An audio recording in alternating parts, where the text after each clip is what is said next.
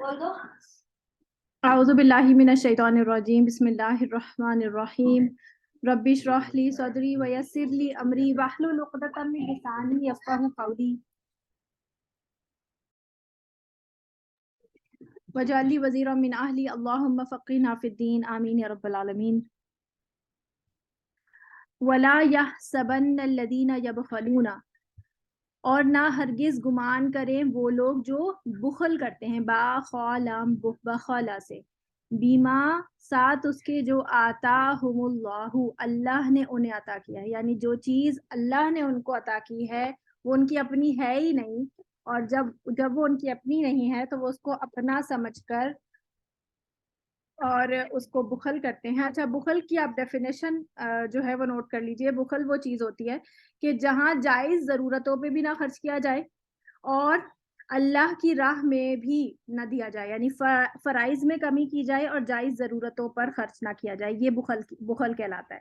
یعنی اگر انسان کے پاس جو ہے وہ اتنا ہے کہ وہ اپنے بیوی بچوں کو اچھا کھلا سکتا ہے، پہنا سکتا ہے، اور وہ نہ کھلائے اور پہنائے، تو یہ اس کے اوپر فرائض میں شامل ہے نا، تو یہ ہے بخل، ٹھیک ہے، کنجوسی۔ یا یہ کہ وہ اچھا لباس پہن سکتا ہے لیکن وہ نہ بنائے اور بس پھٹے پرانے کپڑوں میں گزارا کرتے رہے۔ تقوی کا مطلب یہ بالکل بھی نہیں ہے کہ آپ فقیر ہو جائیں، ٹھیک ہے۔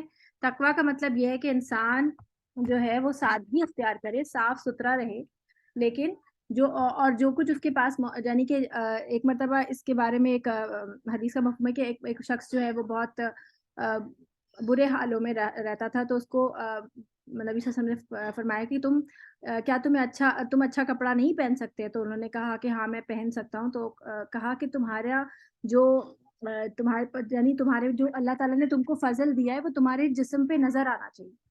یعنی اس کا مطلب یہ ہے کہ اسراف سے بچتے ہوئے اور بخل سے بھی بچتے ہوئے درمیان میں اعتدال کی راہ اختیار کرنی ہے، ٹھیک ہے۔ تو یہ بخل کیا ہے؟ بخل جو ہے وہ آپ کا کہ انسان جائز ضرورتوں پہ خرچ نہ کرے، اور دوسرا کہ وہ فرائض پہ خرچ نہ کرے۔ فرائض اللہ کی طرف سے فرائض کون سے؟ ایک تو آپ کا ہے زکوٰۃ، یہ فرض میں ہے، اگر وہ فرض زکوٰۃ نہیں پورا کرتا تو وہ پھر بخل میں آ جائے گا۔ اور دوسرا ہے آپ کا جیسے دین کی راہ میں خرچ کرنا، کہ جب ضرورت ہے دین کو، جیسے کہ اس زمانے میں جب جنگیں ہوتی تھی تو اس پہ خرچ کرنا تھا، اور آج بھی آپ دیکھیں کہ دین کے لیے خرچ کرنا ضروری ہے۔ اگر آپ دین کے لیے خرچ نہیں کریں گے تو پھر دین کیسے چلے گا آگے؟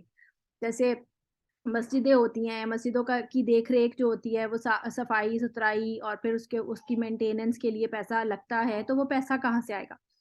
پھر یہ کہ جو لوگ آپ کے دین کے لیے کام کر رہے ہوتے ہیں، جیسے وہاں پہ مولوی صاحب ہوتے ہیں جو کہ امام ہوتے ہیں، جو وہاں پہ مستقل طور پہ رہائش پذیر ہوتے ہیں، تو ان کا خرچ کون برداشت کرے گا؟ وہی لوگ جو سوسائٹی کے لوگ کریں گے، معاشرے کے لوگ کریں گے، کیونکہ یہ دین کا فرض ہے، کیونکہ وہ آپ کی وجہ سے وہاں پہ موجود ہے اور آپ کے بچوں کو پڑھا رہا ہے یا آپ لوگوں کو دین سکھا رہا ہے، تو وہ وہاں پر اور کوئی اور کام نہیں کرنے جا رہا، بلکہ وہ اپنے معاش کے لیے آپ لوگوں پہ ڈیپینڈنٹ ہو گیا ہے۔ تو یہ وہ چیزیں ہیں جن چیزوں پہ ہمیں خرچ کرنے کے لیے کہا جاتا ہے۔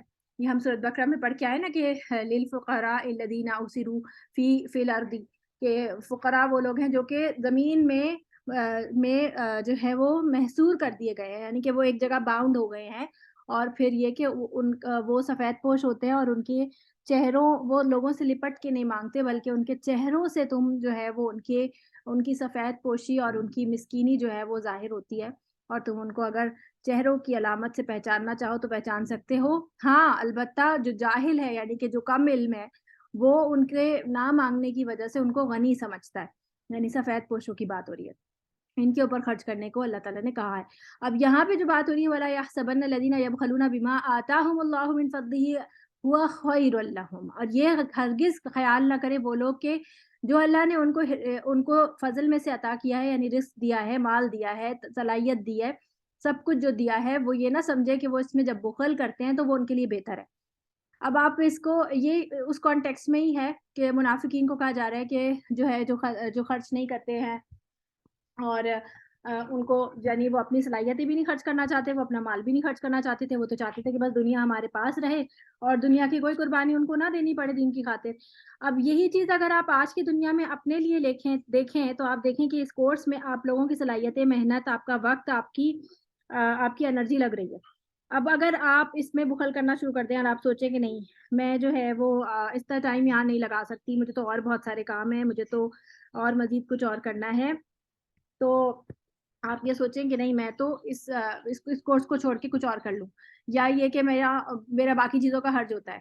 تو ایک عہد آپ نے یہاں کر لیا ہے آلریڈی. اگر آپ اس عہد کے بعد جو ہے وہ اس کو چھوڑتے ہیں تو یہ آپ نے جو ہے وہ آپ اس میں جو ہے وہ کمی کر رہے ہیں. اچھا اذان ہو رہی ہے, میں ذرا ویٹ کرا رہی ہوں. جی اعوذ باللہ من الشیطان الرجیم. تو بخل ہوگا یہ کہ اگر آپ اپنے وقت کو جو آپ نے لگانا ہے یہاں پر, اور وہ آپ یہاں نہ لگائیں, کیونکہ آپ نے عہد کر لیا ہے یہاں پر کرنے کا, یعنی اپنا وقت لگانے کا. تو بل ہوا شر لہم, بلکہ وہ ان کے لیے برا ہے. سیطوقون, ان قریب وہ طوق پہنائے جائیں گے, طاء قاف طوق سے, ما اس کا جو بخیلو انہوں نے بخل کیا, بھی جس چیز کا, یوم القیامتی قیامت کے دن. یعنی یہاں پر بات ہو رہی ہے اس مال کی کہ جو کہ دین کی راہ میں خرچ کرنا تھا, یعنی زکوٰۃ فرض, زکوٰۃ کے بارے میں آتا ہے کہ اگر وہ کوئی شخص جس کے اوپر زکوٰۃ واجب ہو اور وہ زکوٰۃ نہ دے تو اس کا مال قیامت کے دن اس کے گلے میں طوق کی صورت پہنایا جائے گا. دوسری حدیث میں آتا ہے کہ اس کا مال جو ہے وہ ایک گنجے سانپ کی صورت اس کے گلے میں جو ہے وہ پہنایا جائے گا, اور جو اس کو جبڑوں پر ڈسے گا اور کہے گا کہ میں ہوں تیرا مال, میں ہوں تیرا خزانہ. اور سونا چاندی کے بارے میں آتا ہے کہ سونا چاندی کے سکے جو اس نے جمع کر کے رکھے ہوں گے, یعنی جو اس گولڈ ہمارے پاس ہوتا ہے سیٹس وغیرہ کی صورت میں, اب چاندی کے سکے وغیرہ تو شاید نہیں ہوتے, لیکن جو بھی چیز جس بھی صورت میں ہوتا ہے تو وہ داغے جائیں گے گرم کر کے زکوٰۃ نہ دینے والے کی پیٹھ پر. پھر اللہ اکبر. اور اس کے علاوہ جو مال مویشی ہوتی ہے اس کی بھی زکوٰۃ ہوتی ہے, تو وہ اگر ان کی زکوٰۃ نہیں ادا کرے گا تو پھر وہ مال مویشی اس کو قیامت کے دن رونتے ہوئے جائیں گے اور بار بار رون دیں گے اس کو, تاکہ انسان جو اس کی سزا جو ہے وہ اس کی یہ ہوگی. اور طوق کا جو لفظی معنی ہوتا ہے سزا کے طور پر گردن میں کسی چیز کا ڈالا جانا, اس کو طوق کہتے ہیں. سزا کے طور پر گردن میں کسی چیز کا ڈالا جانا, اس کو طوق کہتے ہیں. وَلِلَّهِ مِيرَاثُ السَّمَاوَاتِ وَالْأَرْضِ, اور اللہ ہی کے لیے ہے تمام میراث آسمان اور زمین کی. یعنی انسان دیکھیں, آپ انسان کے پاس جو کچھ بھی مال ہوتا ہے نا, ہمارے پاس جتنا بھی مال ہے وہ ایٹ دا اینڈ, ہمارے اینڈ پر جب ہم مر جائیں گے تو وہ ہمارے وارثوں کے پاس چلا جائے گا, کیونکہ انسان قبر میں کچھ نہیں لے کے جا سکتا. حدیث کا مفہوم یہ ہے کہ انسان کہتا ہے میرا مال میرا مال, حالانکہ اس کا مال تو وہ ہے جو اس نے استعمال کر لیا, کھا لیا یا پہن لیا, یا جو اس نے آگے صدقہ کر کے آگے بھیج دیا اپنی آخرت کی زندگی کے لیے, وہ اس کا مال ہے. اور جو اس نے جمع کر لیا, اور جو اس نے جمع کر لیا وہ تو چھوڑ دیا اس نے یہاں پر, اور وہ چھوڑ دیا تو وہ کس کا ہو گیا, وہ اس کے وارثوں کا ہو گیا. یعنی جب مرنے کے بعد انسان جو ہے پھر اس مال کا حقدار نہیں ہوتا, ایون جو اس کے پہنے ہوئے کپڑے ہوتے ہیں وہ بھی وارثوں کے حق میں چلے جاتے ہیں. اس کے بارے میں ایک مرتبہ نبی صلی اللہ علیہ وسلم کی حدیث کا مفہوم ہے کہ اپنے مال میں سے جائز حق جو ہے وہ دیا کرو, ادا کیا کرو, اور صدقات خیرات اور اللہ کی راہ میں خرچ کیا کرو. قیامت کے دن جو ہے تم میرے سامنے اس طرح سے مت آنا کہ تمہارے گلے پر ایک کوئی اونٹ جو ہے وہ چڑھا ہوا ہو جو چنگھاڑ رہا ہو یا چیخ رہا ہو, اور یعنی کہ تم زکوٰۃ نہ دیو اور وہ اپنے اوپر لاد کے لے کے آئے ہو. اور اس حوالے سے وہ اس حدیث کا کچھ اس قسم کا مفہوم تھا. پھر آپ دیکھیں کہ جب مرنے کے بعد سارا مال جو ہے وہ وارثوں کو چلا جاتا ہے, اور اگر آپ پھر وارث بھی مر جائیں جیسے کہ, تو جو بھی چیز ہے جو بھی سامان ہے وہ یہیں رہ جائے گا, اور آخر میں ہر چیز کا مالک کون ہے, اللہ ہی ہے.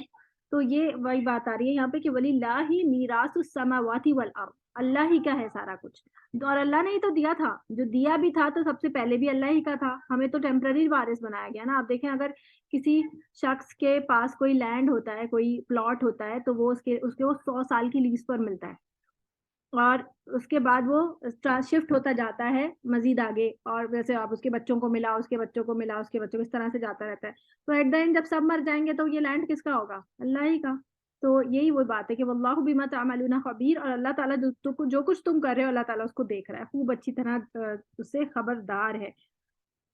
اب جب یہ آیات آئیں کہ اللہ تعالیٰ کی راہ میں خرچ کرو، اللہ تعالیٰ کو قرض حسنہ دو، سورۃ بقرہ میں ہم بہت دفعہ پڑھ کے آئے نا کہ کون ہے جو اللہ تعالیٰ کو قرض حسنہ دے، اور پھر اللہ تعالیٰ اس کو بڑھا چڑھا کر کئی گنا بڑھا چڑھا کے، ایک جگہ تو آتا ہے کہ 700 مرتبہ، کہ ایک بالی ہو جس میں 700 جو ہے وہ دانے ہوں، اور نہیں، ایک بالی ہو اس میں 700 دانے ہوں، اور ہر دانے میں سے مزید جو ہے وہ 7 بالیاں ہوں، پتہ نہیں ایسی کچھ تھا کہ بس مطلب ایک چیز جو ہے وہ، ایک دانہ اس میں 7 بالیاں ہوں اور اس میں سے 100 نکلی.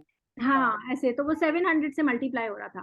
تو اس طرح سے وہ اللہ تعالیٰ سے 700 گنا ملٹی پلائی کر کے جو ہے وہ آپ کو واپس کرے.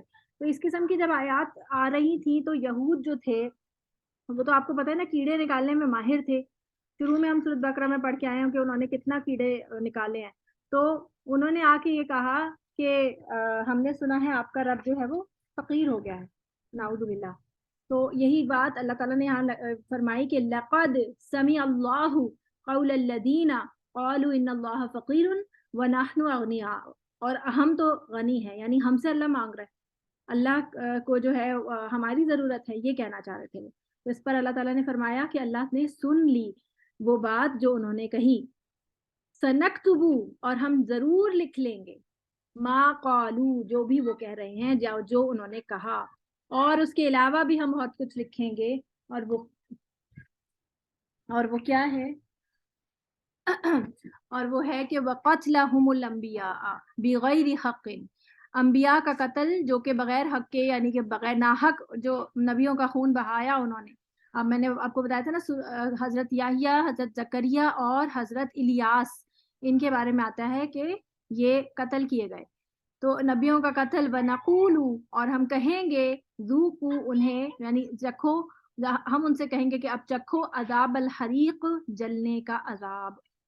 تو بہت سخت ناراضگی کا اظہار ہے یہاں پر اللہ تعالیٰ کی طرف سے. اور آپ دیکھیں کہ ان کی جرت دیکھیں، کیسی کیسی باتیں کیا کرتے تھے، یعنی کہ اس قدر یہ کفر میں آگے بڑھ چکے تھے کہ ان کو یہ نہیں سمجھ آ رہا ہوتا تھا کہ یہ کہہ کیا رہے.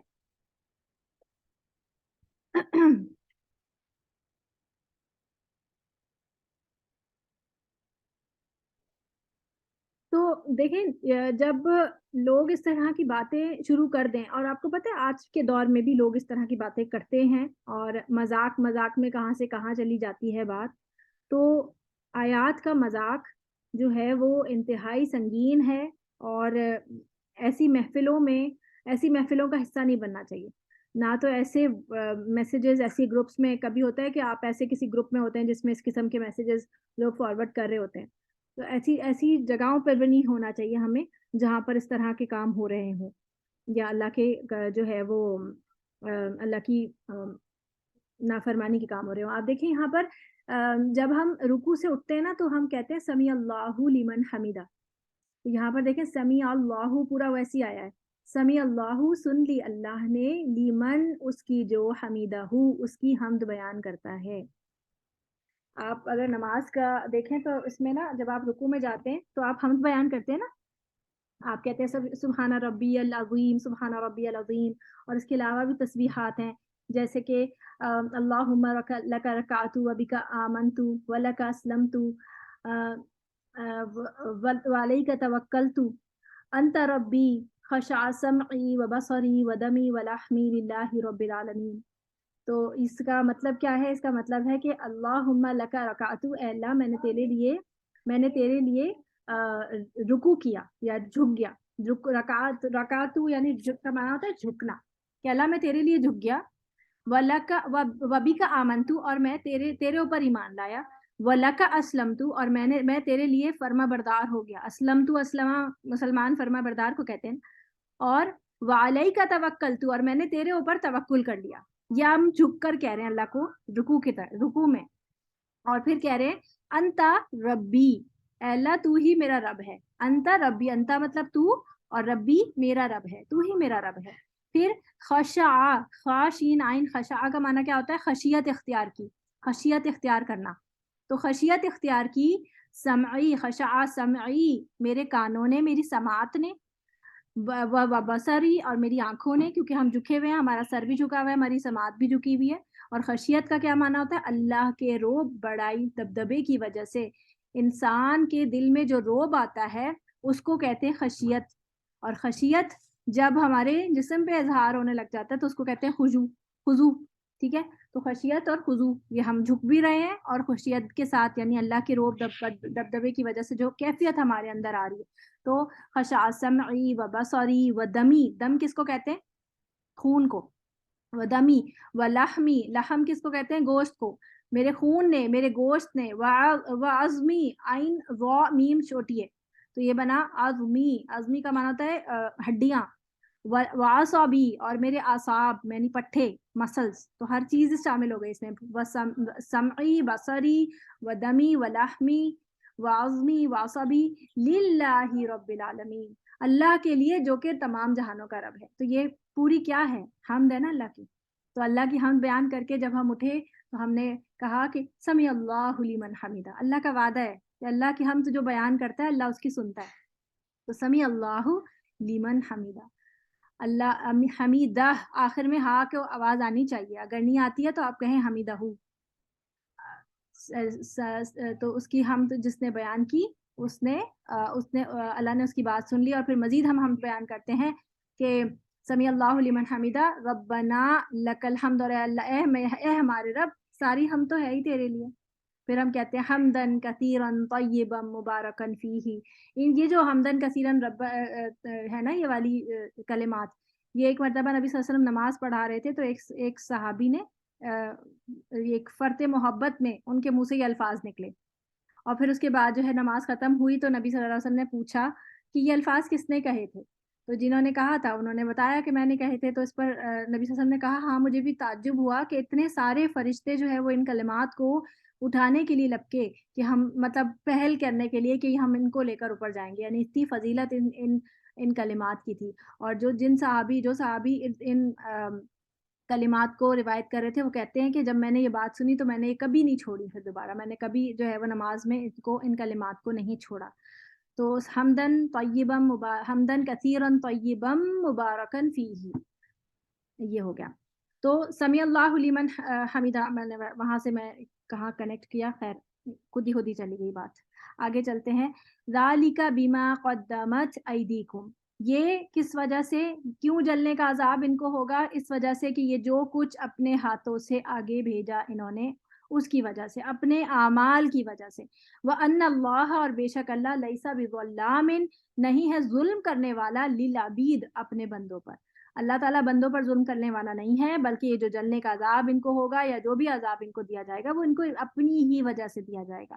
اللہ تعالیٰ کسی کو جلانے کے لیے نہیں پیدا کر رہا۔ اللہ تعالیٰ اتنی ساری نعمتیں ہم کو اس لیے نہیں دے رہا کہ اللہ تعالیٰ ایٹ دا اینڈ ہم کو جہنم میں جھونک دے۔ یہ جو لوگ اکثر باتیں کرتے ہیں یا شیطان ہمارے ذہن میں یہ چیزیں ڈالتا ہے کہ جب اللہ تعالیٰ کو معلوم ہی ہے سب کے بارے میں کہ کون جو ہے وہ جنت میں جائے گا، کون جہنم میں جائے گا، تو پھر دنیا بنانے کا کیا فائدہ؟